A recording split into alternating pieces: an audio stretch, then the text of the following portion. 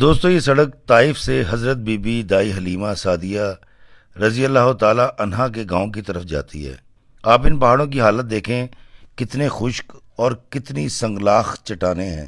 سال کے 10 ماہ یہاں کا ٹیمپریچر 40 درجہ حرارت سے اوپر رہتا ہے، تو اس دور میں دشوار گزار ان راستوں سے گزر کر بی بی دائی حلیمہ رضی اللہ تعالی عنہا آقا دو جہاں سرکار مدینہ صلی اللہ علیہ وآلہ وسلم کو کیسے لے کر جاتی آتی ہوں گی۔ میں نے یہ 6 منٹ کی ویڈیو بغیر کٹ کیے بنائی ہے تاکہ آپ اس مقدس راستے کو دیر تک دیکھ سکیں، دیدار کر سکیں، جو راستہ اس گاؤں کو جاتا ہے جہاں ہمارے پیارے نبی کریم صلی اللہ علیہ وآلہ وسلم کا بچپن گزرا تھا۔ دوسری وجہ یہ ہے کہ آپ اگر ان پہاڑوں کو غور سے دیکھیں تو یہ ریزہ ریزہ ہو چکے ہیں۔ کوئی بھی پہاڑ، اس کی چٹانیں بڑی یا پوری نہیں ہیں۔ ایسا معلوم ہوتا ہے کہ کسی بڑے دیو ہیکل گرینڈر نے ان پہاڑوں کو گرینڈ کر کے رکھ دیا ہو۔ ایسا کیوں ہے یہ تو ماہر ارضیات بتا سکتے ہیں، مگر میری محبت، میری مودت یہی کہتی ہے کہ یہ پہاڑ رحمت للعالمین کی آمد کی وجہ سے نرم ہو گئے۔ ان پہاڑوں پر کوئی پودا ہے نہ جھاڑیاں، کوئی سایہ دار درخت بھی نہیں۔ کہیں کہیں بڑے بڑے سخت نوکدار کانٹوں کی جھاڑیاں ہیں جن پر 1 انچ سے لے کر 2 انچ تک کے سفید کانٹے اگے ہوئے ہیں۔ یہ پرپیچ خمدار راستہ سینکڑوں گھاٹیوں سے گزر کر اس گاؤں میں جاتا ہے جہاں پر حضرت حلیمہ سعدیہ کا قبیلہ آباد تھا۔ بہت کم لوگ اس مقام کے بارے میں جانتے ہیں، اور جو جانتے ہیں وہ یہاں آسانی سے پہنچ نہیں پاتے کیونکہ یہاں کوئی سرکاری گاڑی، ٹرانسپورٹ، ٹرین نہیں آتی۔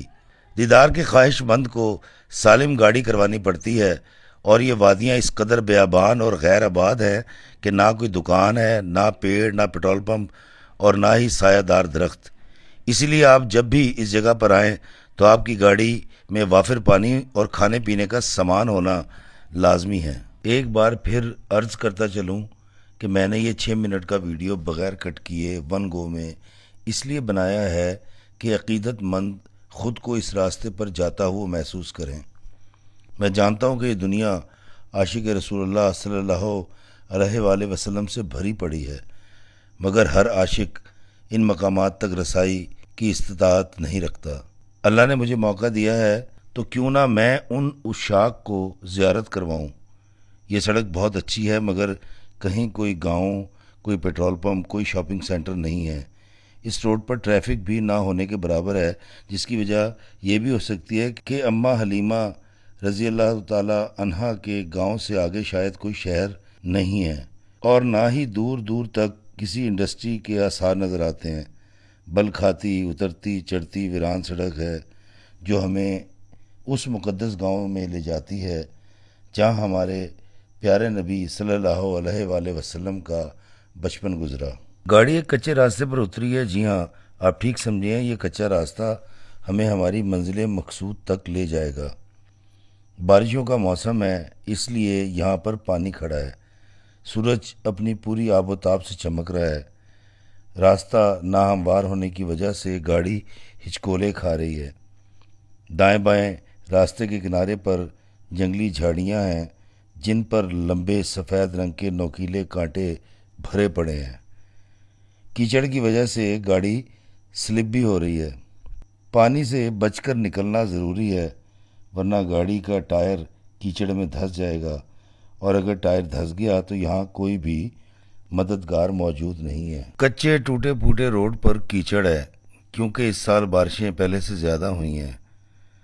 بائیں ہاتھ پہاڑ پر وہ گاؤں موجود ہے جہاں میں آپ کو لے کر آیا ہوں۔ دوستو، ہو سکتا ہے جب آپ یہاں آئیں تو شاید یہ پانی تو یہاں پر موجود نہیں ہوگا، مگر ایک بات ضرور ہے کہ یہ جنگلی کیکر اور کانٹے آپ کا استقبال ضرور کریں گے، کیونکہ ان کی یہاں پر بہتات ہے۔ ہمارے ڈرائیور صاحب بڑی مہارت کے ساتھ، بڑی چستی کے ساتھ تنگ سی روڈ پر گاڑی چلا رہے ہیں تاکہ ٹائر نیچے نہ اترے اور کیچڑ میں نہ دھس جائے۔ میں بہت شکر گزار ہوں اپنے ڈرائیور صاحب کا کہ وہ ہمارے لیے اتنی تکلیف اٹھا رہے ہیں۔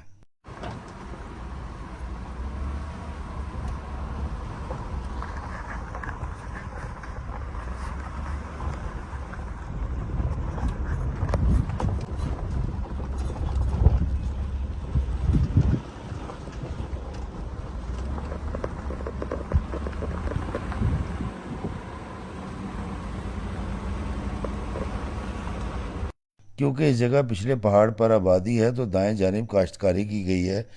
کچھ حاجی بھی ہمیں پہلے سے یہاں موجود نظر آتے ہیں۔ دور پہاڑوں کا منظر نہایت دل فریب اور حسین نظر آتا ہے۔ کسی نے باڑ لگا کر اپنی زمین کی حد بندی کر رکھی ہے۔ سڑک کی حالت بھی خستہ ہے۔ ہم بس 1-2 منٹ میں منزل مقصود پر پہنچ جائیں گے۔ یہ چڑھائی ہے، پھر اس کے بعد ہمیں پارکنگ میں گاڑی کھڑی کرنی ہے، یا شاید یہاں پر پارکنگ ہو ہی نہ۔ دور، بہت دور آسمان پر بادلوں کے ٹکڑے ٹھہرے ہوئے نظر آتے ہیں، شاید وہ بھی اس مقام کی زیارت کے لیے کھڑے ہیں۔ دوستو، سب سے پہلے ہم ان 2 کنویں پر جائیں گے جن کی ایک تاریخ ہے، اور وہ 2 کنویں یہاں پر موجود ہیں۔ ہم وہیں جا کر اس کی تاریخ پر بات کریں گے۔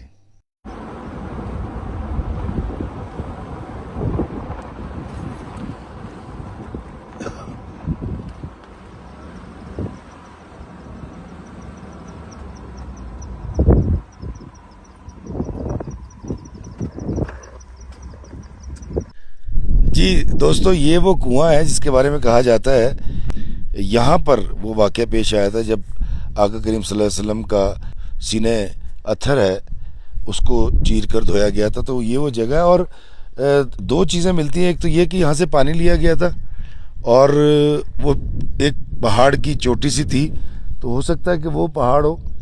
کئی لوگ یہ کہتے ہیں کہ اس پہاڑ کی چوٹی پر سینہ چاک کیا اور پھر اس کو دھویا گیا، لیکن پانی اس کنویں کا تھا۔ اور اس کے علاوہ کہا جاتا ہے کہ ایک دوسرا بھی کنواں یہاں تھا۔ میں ڈھونڈنے کی کوشش کرتا ہوں کیونکہ یہاں ارد گرد کوئی بتانے والا نہیں ہے جو ہمیں گائیڈ کر سکے، اور نہ یہاں سگنل آ رہے ہیں، نہ ہی جو ہے ہم انٹرنیٹ یوز کر سکتے ہیں۔ تو یہ وہ کنواں، اگر آپ اس کو دیکھیں اس طرف سے، تو اس کنویں کے پانی سے اس کنویں کا پانی استعمال کیا گیا تھا۔ اور اگر ہم دکھا سکیں، ذرا دکھائیے گا اس طرف سے، یہ پہاڑ کے کٹا ہوا حصہ۔ اس علاقے میں کنواں بنانا ہی ایک بہت محنت طلب کام تھا اس دور کا۔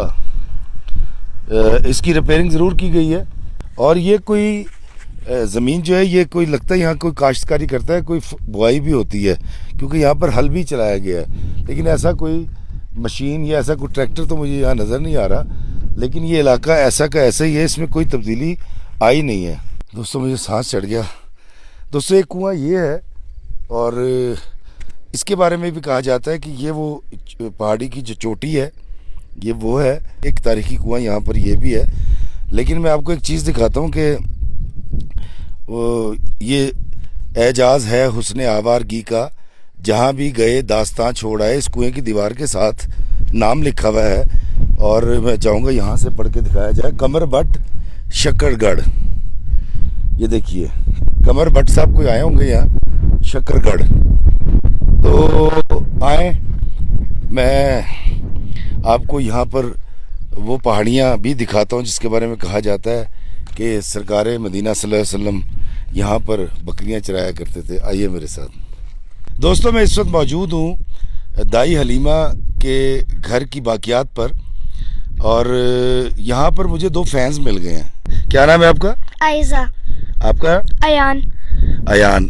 اچھا، آپ دونوں نے میرے ساتھ تصویر کیوں بنوائی؟ کیونکہ پریزاد کے ایک ممبر ہیں، پریزاد کے ڈرامے میں ہم نے آپ کو دیکھا تھا۔ اچھا، اس کا تو آپ دونوں مجھے جانتے ہیں؟ جی۔ تو میرے فین بھی ہیں؟ جی۔ آپ بھی؟ جی۔ او مائی گاڈ، الحمدللہ الحمدللہ۔ دوستو، جو لوگ مجھ سے پوچھتے ہیں کہ افتخار رفیع تمہیں ایوارڈ کیوں نہیں ملا، یہ میرا ایوارڈ ہے۔ میرے دیس کے، میرے اوورسیز کے چھوٹے چھوٹے بچے مجھ کم ترین سے اتنی محبت کرتے ہیں، کمالی سے محبت کرتے ہیں، پوئٹ افتخار رفیع سے محبت کرتے ہیں، ولاگر سے محبت کرتے ہیں۔ Thank you beta, welcome. Thank you. Welcome. میں آپ دونوں کے لیے دعا کروں گا بیٹا کہ آپ دونوں خوب اچھا پڑھو اور وطن کا نام روشن کرو، پاکستان کا نام روشن کرو۔ آمین آمین۔ آمین۔ Thank you. دوستو، میں آپ کو دکھاتا ہوں، بڑا دل خوش ہوتا ہے جب اس طرح کے، اب اس جنگل بیابان میں ایک ہماری گاڑی، شاید 1-2 گاڑیاں اور آئی ہوں گی ہمارے بعد، اور اس میں اس طرح سے فینس کا مل جانا، it is great blessing of God. دوستو، یہ جو آپ دیکھ رہے ہیں مسلح بچھے میں ہے، کہا ہی جاتا ہے کہ دائی حلیمہ کا یہ گاؤں تھا، کیوں گاؤں میں جو گھر ہوتے تھے، ایک ادھر ہے، ایک اوپر ہے، ایک تھوڑا سا اوپر ہے، تو یہ مسلح بچھے میں یہ والا گھر جو ہے دائی حلیمہ سعدیہ کا یہ گھر ایک کمرہ اس کا، یہ ایک یہاں کوئی تھا شاید وہ گر چکا ہے، اور ایک کہا جاتا ہے کہ اس طرف تھا. یہ کمرہ اس کے باقیات ہیں. یہاں لوگ آتے ہیں اور یہاں پر نفل ادا کرتے ہیں اور عبادت کرتے ہیں اور اللہ سے دعائیں مانگتے ہیں.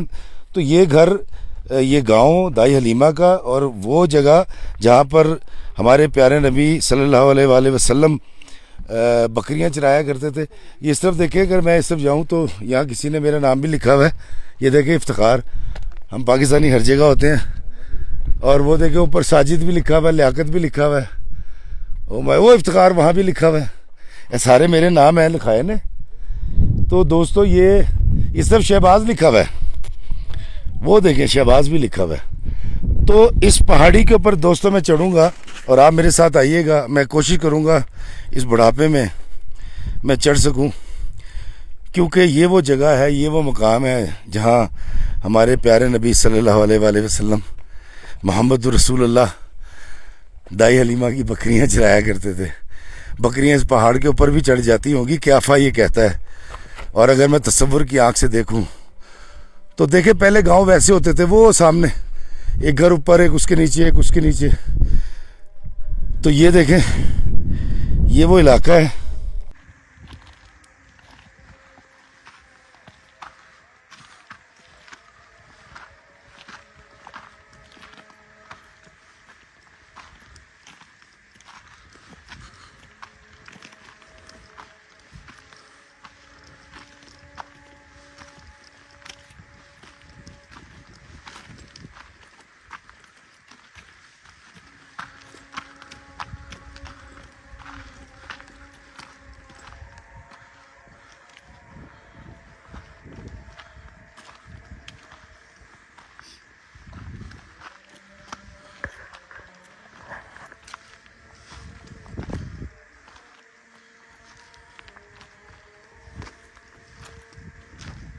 اللہ اکبر، اللہ اکبر. یہ دیکھیے میں پہاڑ کے بہت اوپر آ گیا ہوں. یہ دیکھیے یہ چھوٹے چھوٹے پتھروں میں، یہ دیکھیں آئی ڈونٹ نو، یہ ارضیات کے جو ماہرین ہیں وہ بتائیں گے. یہ پہاڑ کافی اونچا ہے، میں اور اوپر بھی جا سکتا ہوں، لیکن میری عمر کا تقاضا یہی ہے کہ اس پہ اکتفا کروں جہاں پہنچ گیا. دوستو یہ وہ جگہ ہے، یہ وہ گاؤں ہے دائی حلیمہ کا گاؤں. اس پہاڑ پر آباد تھا، اور گاؤں کے اندر آپ کو پتہ ہے گھر اوپر ہوتا ہے، ایک سائڈ پہ ہوتا ہے، ایک نیچے ہوتا ہے، ایک چیٹ نیچے ہوتا ہے ایسے. تو وہ دیکھیں وہاں لوگ دائی حلیمہ کے گھر کی باقیات پر نماز بھی ادا کر رہے ہیں، نفل پڑھ رہے ہیں، اور عصر کی نماز ہو چکی ہے. یہ وہ پہاڑ جہاں پر بکریاں چڑھ جاتی ہوں گی. میرے آقا کا بچپن اس گاؤں میں گزرا، اور آتے ہوئے میں سوچ رہا تھا کہ مکہ سے اتنی دور یہاں تک آنا، جب آپ ملنے جاتے ہوں گے گھر والوں سے، اپنی والدہ محترمہ سے، تو کتنا تکلیف دہ اور دشوار گزار یہ سارا راستہ تھا. آج تو خیر سڑکیں بن گئی ہیں. وہ سامنے مین روڈ ہے، بالکل پکی سڑک ہے. آپ یہاں تک اپنی گاڑی میں یہاں تک آ سکتے ہیں. وہ دیکھیں نیچے کتنی ساری گاڑیاں آ چکی ہیں. لوگ کہاں سے آئے ہیں. پہلے تو ہماری گاڑی تھی، اب تو خیر بہت ساری گاڑیاں بھی آ گئیں. عقیدت مند اور زیارت کرنے والے حاجی یہاں تک پہنچ جاتے ہیں، لیکن یہاں کوئی اس طرح کی باقیات نہیں چھوڑی گئی، کوئی تختی نہیں لگائی گئی، لیکن لوگ پھر بھی محبت اور پیار میں یہاں تک پہنچ جاتے ہیں. دوستو میرے ابا کہا کرتے ہیں کہ جس کو کوئی غم نہ ہو یا جس نے نفس کی نفی سیکھنی ہو تو وہ بکری پال لے. تو میں کہتا ہوں جی کہ آج کے دور میں شہروں میں بکری پالنی مشکل ہے. جس شخص نے نفی کا سبق سیکھنا ہو تو وہ واٹس ایپ گروپ بنا لے. شرط یہ ہے نہ کسی کو ڈیلیٹ کرے گا، نہ اعتراض کرے گا، اور نہ گروپ ختم کرے گا، تو بکری پالنے کے برابر ہی ہوگا. نفس کی نفی بہت ضروری ہے، اور نفس کی نفی کا سبق جو ہے ہمیں اللہ اور پیارے نبی صلی اللہ علیہ وآلہ وسلم بھی دیتے ہیں. اور ہم نے بارہا دیکھا کہ آقا دو جہاں سرکار مدینہ معاف فرما دیا کرتے تھے، درگزر کرتے تھے، اور صلہ رحمی سے کام لیتے تھے. تو مجھے دائی حلیمہ کے اس گاؤں سے اجازت دیجیے، اور میں دعا کروں گا کہ اللہ تعالیٰ مجھے درگزر کرنے والا، پیار کرنے والا، آسانیاں بانٹنے والا، رحم کرنے والا، لوگوں کو معاف کر دینے والا، معافی مانگ لینے والا بنائے۔ اللہ ہمیں آسانیاں عطا فرمائے اور آسانیاں تقسیم کرنے کا شرف عطا فرمائے، آمین۔ السلام علیکم ورحمۃ اللہ وبرکاتہ۔